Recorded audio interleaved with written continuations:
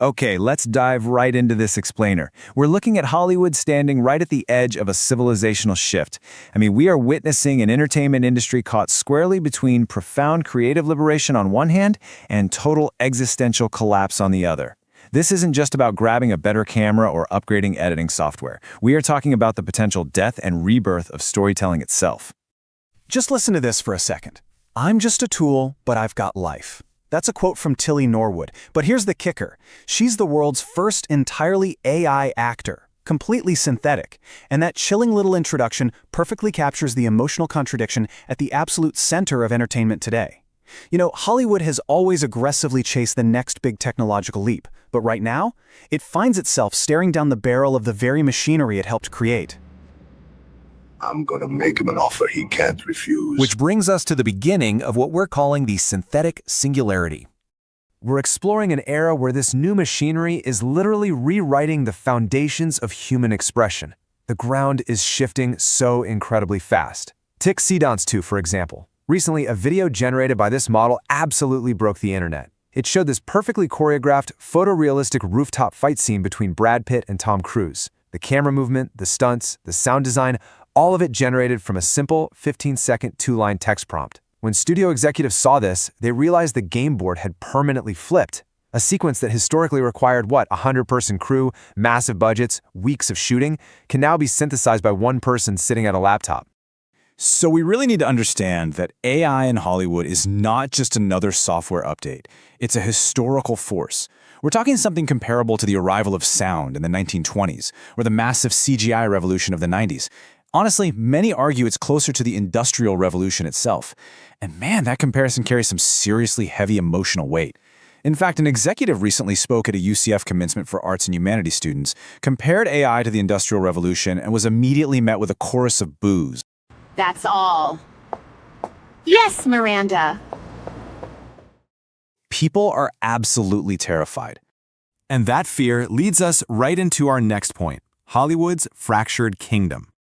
That visceral reaction from the crowd tells us the kingdom is violently fracturing. We're seeing the industry split along these really stark economic lines. On one side, you have the A-listers. Stars like Matthew McConaughey are successfully trademarking their exact audio waveforms and catchphrases. Taylor Swift is legally locking down her likeness. They have the capital to build these massive legal moats around their digital ghosts. But then on the other side, you have the middle class of Hollywood, the junior editors, the sound engineers, the VFX artists. They're watching their entire apprenticeship pipelines and livelihoods just evaporate in real time as automated tools compress entire post-production workflows into a few keystrokes. It's a shift that threatens to leave massive studio backlots completely abandoned. Yet, right in the middle of all this existential dread, some prominent voices are actually calling for integration instead of resistance. Take Demi at the Cannes Film Festival. She flat out said, AI is here, to fight it is a battle that we will lose. And she's not alone. Other major stars like Sandra Bullock and Reese Witherspoon are echoing that exact sentiment. Alas, poor Yorick, I knew him, Horatio. That did you know him, Hamlet? He's dead, but he's still got jokes. But how are the massive studios reacting to that advice? Well, let's look at the rise of walled gardens. At the corporate level, panic is quite literally being dressed up as strategy. Instead of AI democratizing art for everyone, mega studios are building impenetrable digital fortresses. Industry insiders call them walled gardens. Companies like Disney are partnering with Adobe's Firefly Foundry to train secure, proprietary AI models exclusively on their own historic vaults. They watched all the open-source chaos unfold on the internet, saw the copyright lawsuits piling up, and basically decided to turn their legacy IP libraries into closed-loop computational weapons. It ensures no contamination from the open web, while quietly consolidating an incredible amount of power. And the sheer scale of this corporate strategy is just staggering. $600 million. That massive number represents Netflix's quiet acquisition of Ben Affleck's AI startup. And look, this wasn't just a tech investment, it was a total pipeline revolution. The goal here is to ingest hundreds of hours of raw production footage from a specific shoot, learn that exact visual language, and automate the tedious stuff. We're talking generating alternate takes, slashing post-production costs by up to 60%, and cutting dubbing costs by a massive 80%.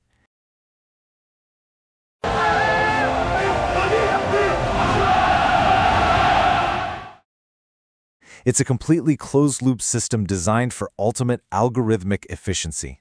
But thankfully, that is not the whole story. Let's shift gears to the democratized dreamscape.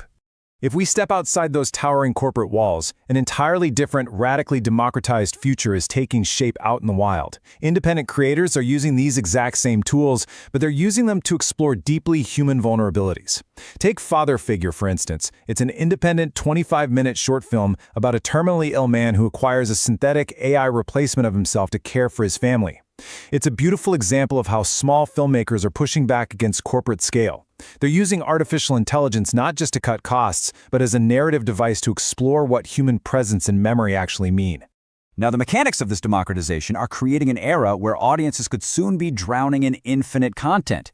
Fans are already out there generating completely photorealistic alternate happy endings for shows like Game of Thrones. Creators are looking toward 200-hour branching narratives where you, the audience, control the story in real time. And behind the scenes, AI networking agents like one named Vicky are totally automating the Hollywood hustle. Vicky connects independent producers with European financiers and matches genre scripts to global distributors in minutes. It completely bypasses traditional industry gatekeepers. And because science fiction essentially breeds our reality, there's a strong push to use this democratized power for good. Initiatives like the multi-million-dollar X Prize sci-fi film competition are actively challenging creators to visualize optimistic, Star Trek-style utopian futures.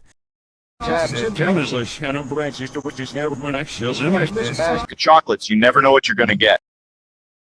They don't want us just surrendering to the apocalyptic dread of a Terminator or Matrix-style collapse. They're enthusiastically asking artists to use generative tools to build blueprints for a better tomorrow. So, where does this leave the art form? Let's look at cinema's unresolved future. We find ourselves standing in what industry veterans call the ugly baby stage. It's this highly unstable, morally unresolved transition period where the medium is mutating into something entirely new. When you look at the landscape, we're likely heading toward a parallel culture, a split trajectory of entertainment.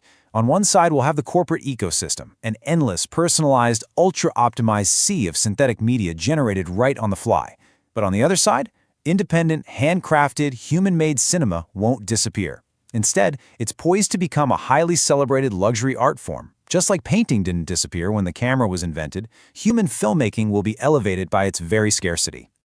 Which brings us to our final thought, the ghost in the machine. As we watch these automated entertainment pipelines take shape, as we look at ghost actors trapped in data vaults and synthetic performances pieced together from the fragments of our digital past, we really have to pause and reflect on the actual soul of the work. And this brings us back to a profound point made by Demi.